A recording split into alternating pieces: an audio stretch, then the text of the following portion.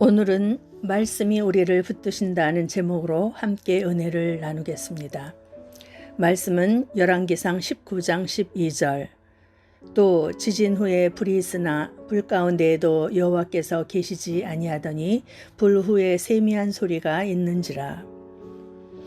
우리가 말씀을 붙들면 말씀이 우리를 붙들어 주십니다. 평소에는 꼭꼭 숨어 계신 것처럼 느껴지던 하나님이 어느 순간 자신을 드러내실 때가 있습니다.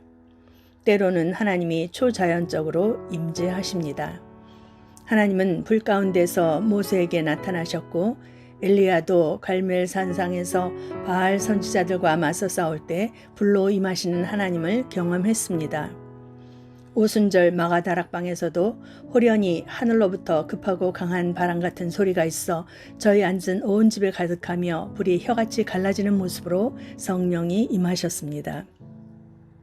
그런데 엘리야가 아합 왕과 이세벨에게 쫓기어 광야로 들어가 한 로뎀나무 아래 앉아서 죽기를 구할 때 하나님은 천사를 보내사 엘리야에게 떡과 물을 먹이고 위로하셨습니다. 그리고 하나님은 호렙산 중턱에 서라고 명령하셨습니다. 하나님은 강한 바람 속에 계시지 않았습니다. 지진 가운데도 하나님은 계시지 않았습니다. 지진 후에 불이 있으나 불 가운데도 하나님은 계시지 않았습니다. 도대체 왜 그러셨을까요? 본문 하반부에 불 후에 세미한 소리가 있는지라. 여기에 세미한 소리는 큰 소리가 아닌 작은 소리, 마치 바람결에 스치듯 들려오는 작은 속삭임으로 말씀하시는 주님의 임재입니다. 피곤해서 주저앉은 엘리야에게 필요했던 것은 거창한 초자연적 기적이 아니라 작고 부드러운 주님의 음성이었습니다. 하나님은 초자연적으로 자신을 나타내기도 하시지만 때로는 일상 속에서 아주 조용하고 부드럽게 속삭이기도 하십니다. 작년 5월 31일 저는 갑자기 머리가 깨질 듯 아프고 속도 메스껍고 온몸이 아파서 MRI를 찍었습니다. 뇌혈관에 꽈리 2개가 있는데 그중 하나가 터져서 뇌 뇌출혈이 오고 지주막하 출혈이라고 하여 급히 시술을 받았습니다. 꽈리가 다시 터지지 않도록 코일 색전술로 채웠습니다. 시술 후 중환자실에 6일 동안 있었는데 중환자실도 조용하지 않았습니다. 다른 환자 치료하는 소리, 직원들이 카트 끌고 다니는 소리, 짐 옮기는 소리 등등.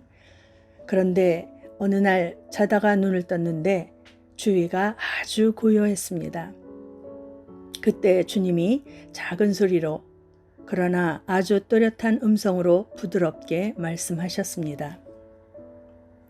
내가 물 가운데로 지날 때에 내가 함께 할 것이라. 강을 건널 때에 물이 너를 침몰치 못할 것이며 내가 불 가운데로 행할 때에 타지도 아니할 것이요 불꽃이 너를 사르지도 못할 것이다. 주님의 말씀이 내 심령 가운데 분명하게 들려왔습니다. 평소에 좋아하던 말씀이었습니다. 몸은 침상 위에 꼼짝 못하고 누워 있었지만 내 영혼은 기쁨과 감사함으로 얼마나 가슴이 뛰었던지요. 이때부터는 말씀이 저를 붙들었습니다. 계속 그 말씀을 되뇌었습니다. 저를 시술한 의사가 저의 회복이 엄청 빠르다고 좋아했습니다. 저는 2주 만에 퇴원했고 후유증 없이 지금 예전처럼 동일하게 사역하고 있습니다. 모든 것이 다 하나님의 은혜였습니다. 우리가 병중에 있을 때나 물질의 고난 속에 있을 때나 사방으로 우겨쌈을 당하는 상황 속에서도 우리가 말씀을 붙들면 그때부터는 말씀이 우리를 붙들어 주십니다. 말씀이 붙들어 주시면 살 수 있습니다. 말씀이 붙들어 주시면 어떤 상황 속에서도 구원받을 수 있습니다. 기도합니다. 말씀하시는 하나님 아버지, 하나님의 생명의 말씀을 들을 귀가 있게 하시고 하나님의 말씀을 붙들 수 있는 믿음이 있게 도와주소서. 우리의 일상에서도 하나님의 말씀이 들려오게 하시고 말씀께 붙들릴 수 있게 도와주소서. 우리가 말씀을 붙들 때 말씀이 우리를 붙드시는 역사를 많이 체험하게 도와주소서. 예수의 이름으로 기도합니다. 아멘.